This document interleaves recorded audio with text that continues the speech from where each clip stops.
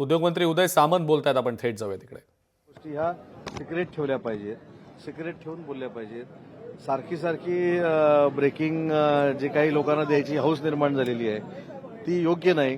पण योग्य वेळी योग्य पद्धतीनं ब्रीफिंग तुम्हाला केलं जाईल. चाचपणी करण्यात आली, कोण आपल्याकडे राहतंय शिल्लक त्याची चाचपणी. नाही, म्हणून असं असतं की दुसऱ्यावर हवेत गोळीबार करून आरोप करणं फार सोपं आहे. परंतु जेव्हा वस्तुस्थिती कळते की हे पहिलं आपल्याकडे घडतंय त्यावेळी कशी त्रिधात रिपीट होते हे 2 दिवसात तुम्ही बघताय. 6 खासदार आज मुहूर्त आहे का कोणाच्या प्रवेश? नाही, आज शिंदे साहेबांशी आम्ही सगळे बोलू. शिंदे साहेबांकडनं जी तारीख मिळेल तो मुहूर्त. 6 खासदार टचमध्ये कळतं असं खास तर वाटत. मला असं वाटतं की या सगळ्या याच्यावर आपण जरा काही सस्पेन्स ठेवू. पण मी तुम्हाला प्रामाणिकपणानं सांगतो की उद्या पहिला पक्ष प्रवेश रत्नागिरी विधानसभा मतदारसंघातल्या 90 ते 95% युबीटीचा आहे. बाळासाहेबांना भारतरत्न देखील ज्या ठिकाणी देण्यात यावं अशी देखील मागणी आहे.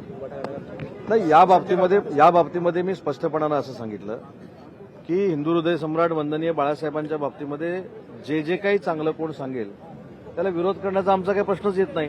ज्यांच्या विचारानं प्रेरित होऊन माननीय एकनाथ शिंदे साहेबांनी उठाव केला त्यांच्या नेतृत्वाखाली आम्ही सगळे काम करतोय. त्याच्यामुळे वंदनीय बाळासाहेबांचं ज्या ठिकाणी नाव येईल ते विरोधकांनी जरी घेतलेलं असेल तर शेवटी त्याला विरोध करणं एवढी कोतीवृत्ती आमची नाही. कारण काही लोक वंदनीय बाळासाहेबांचा विचार हे विसरलेले आहेत. फक्त ज्यावेळी जयंती येते त्यावेळी त्यांना तो विचार जाणवतो असं एकंदरीत दिसतंय. आणि म्हणून मला असं वाटतं की आपण भारतरत्न बाळासाहेबांना द्यावा ही जी कोणी मागणी केलेली आहे त्याला विरोध करण्याचा काही प्रश्न येत नाही. पण त्यांनी आत्मचिंतन करावं की बाळासाहेब हे देखील म्हणाले होते की काँग्रेसबरोबर जाऊ नका. त्याच्यामुळे खऱ्या अर्थानं वंदनीय बाळासाहेबांचा विचार हा एकनाथ शिंदे साहेबांनी जपलेला आहे. बाळासाहेबांचा शिवजन्म आहे तो अंधेरीमध्ये देखील होतोय. आघाडीबरोबर महायुती स्पर्धा ठाकरे गटातून मोठ्या प्रमाणात शिवसेनेमध्ये लोक प्रवेश करत होते, भाजपमध्ये सुद्धा प्रवेश करत आहे. त्यामुळे तुमची स्पर्धा आता भाजपसोबत सुरू झालेली आहे का? एक लक्षात घ्या, महायुती ही अभेद्य आहे.